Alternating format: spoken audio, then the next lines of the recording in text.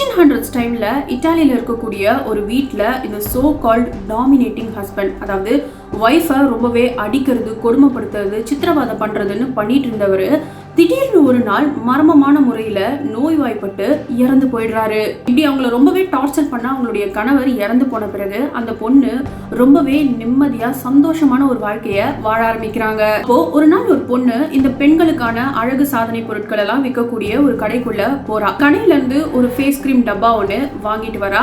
And அதே மாதிரி அவ வீட்லயும் சில நாட்கள் கழிச்சு அதே மாதிரி அவளுடைய கணவர் மர்மமான முறையில நோய்வாய்ப்பட்டு இறந்து போறாரு. இப்படியே நாட்கள் போக போக அந்த கிராமத்துல 600க்கும் மேற்பட்ட ஆண்கள் இதே மாதிரி மர்மமான முறையில இறந்து போக ஆரம்பிக்கிறாங்க. அப்படி இங்க என்னதான் நடக்குது, ஏன் இத்தனை ஆண்கள் இந்த மாதிரி மர்மமான முறையில இறந்து போறாங்க அப்படின்னு விசாரிச்சு பார்த்ததுல ஊர் பெரிய மனுஷனுங்க பயங்கரமா ஷாக் ஆகுறாங்க.